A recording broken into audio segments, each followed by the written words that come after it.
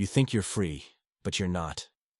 Every time you reach for your phone at 2 a.m., scrolling through endless content you won't remember tomorrow, laughing at videos that don't actually make you happy, you're repeating a pattern that's thousands of years old, and the scary part is, it was designed exactly this way. What if I told you that the emptiness you feel after 3 hours of binge watching, that hollow ache when the laughter stops, isn't a bug in the system? It's the whole point. You've been trained, just like everyone else, to chase fun as a replacement for freedom. And somewhere along the way, you forgot what real freedom even feels like. You know that feeling when you finally close the app and look around your room, and suddenly you're alone with yourself, and it feels almost uncomfortable, like you've been running from something you can't name? That's not anxiety. That's awareness trying to break through. You've been so busy being entertained that you forgot to ask the most important question: who benefits when you're distracted? Think about your last weekend. How much of it do you actually remember?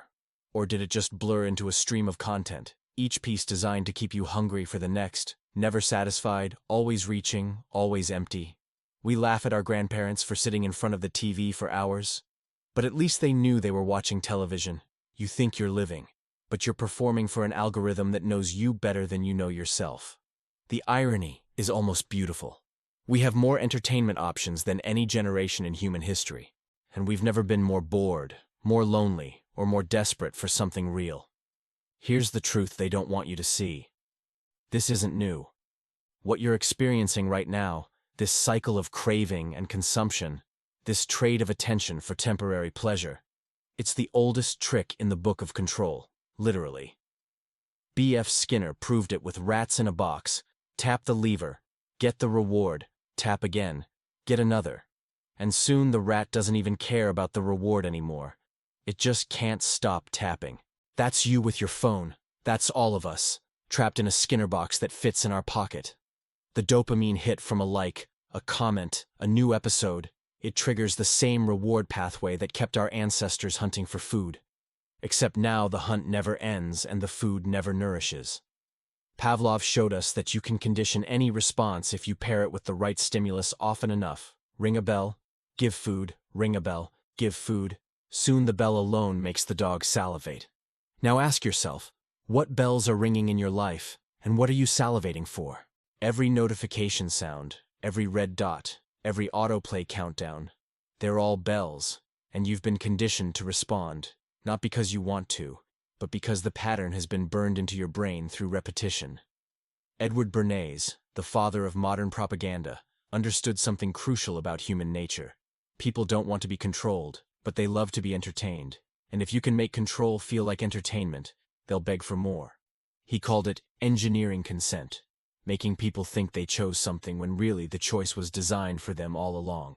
The platforms you use aren't giving you what you want, they're teaching you to want what they give. And the scariest part is how good they've gotten at it. How seamlessly the manipulation blends into the experience until you can't tell where your desires end, and their influence begins. Carl Jung warned about the shadow. The parts of ourselves we refuse to see, and what better way to avoid your shadow than to never be alone with your thoughts, to fill every silent moment with noise, every pause with content, every question with distraction. The algorithm doesn't just predict what you'll click next, it shapes what you become. And most people never realize they're being shaped until they look in the mirror one day and do not recognize the person staring back. Ever wonder why you can remember every plot twist from a show you binged 2 years ago but can't remember what you talked about with your best friend last week? It's because one was designed to be memorable and the other required you to be present. And presence is the one thing the attention economy cannot afford to let you have. This pattern isn't an accident of technology, it's a repeat of history. The same play with different actors. 2,000 years ago, the Roman emperors faced a problem. How do you keep millions of people from questioning why they're poor, overworked, and powerless? The solution was genius in its simplicity: bread and circuses. Give them food and entertainment, and they'll never revolt. Free grain distributions and gladiator games kept the masses pacified, distracted from the corruption above them, too busy cheering for blood sport to notice their own blood being drained by the system. The specifics changed, but the formula remained. Keep people fed enough to survive, and entertained enough to forget they're not really living. Fast forward through history, and you see it everywhere. The church used spectacle and ritual, Monarchies used festivals and public executions. Totalitarian regimes used propaganda films and state-controlled media. And now, corporations use infinite scroll and algorithmic feeds. We traded arenas for screens, but the show never stopped. If anything, it got more sophisticated, more personalized, more inescapable. The difference now is that the circus travels with you. It's in your bedroom, at your dinner table, in your bathroom. There's no escape because you carry your own distraction device everywhere you go, and you paid for the privilege. What makes this era unique isn't the existence of distraction. It's the illusion of choice. Romans knew they were being given bread and circuses.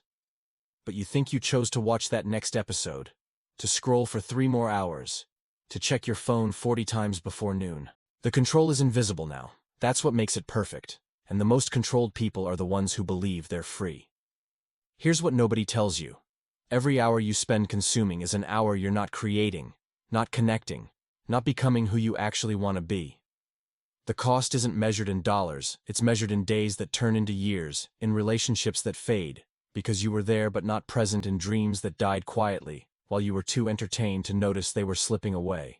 You had a vision once, maybe when you were younger, of who you'd become, what you'd build, how you'd matter, and somewhere between then and now, that vision got buried under layers of content, each piece promising fulfillment, but delivering only the need for more. The platforms know this. They've studied the psychology, they've run the experiments, they know exactly how long to make you wait before the next reward, exactly how to phrase the notification to make you click, exactly which colors trigger urgency and which sounds trigger anticipation. You're not weak for falling for it. You're human. And they've spent billions of dollars and hired thousands of the smartest psychologists in the world to exploit that humanity. The emptiness you feel isn't failure. It's your soul recognizing that it's been fed junk when it was starving for meaning.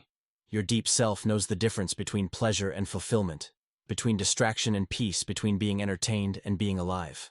That uncomfortable feeling when the content stops, that's not something to run from. It's something to run toward. Because on the other side of that discomfort is the person you actually are.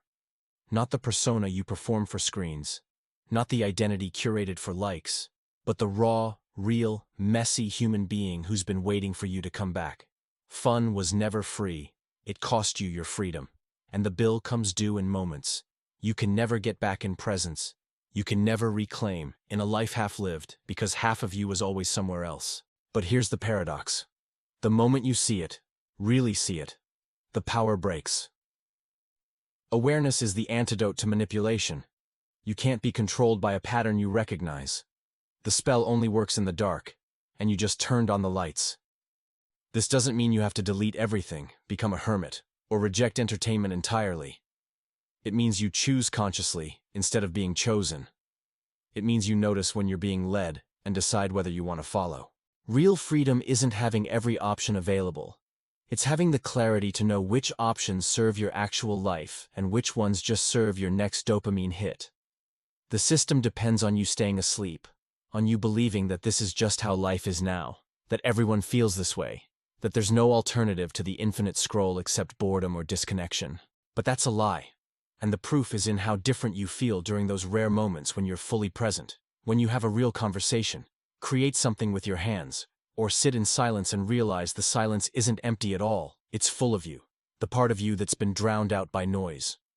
The ancient trick still works because most people never question it, but you're not most people anymore, not after this. You've seen behind the curtain, and you can't unsee it.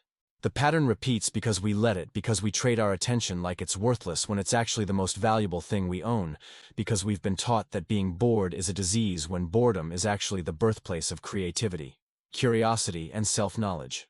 The controllers, whether they're emperors or executives, have always known one secret. A distracted population is an obedient population, and the best distraction is the one people think they chose themselves.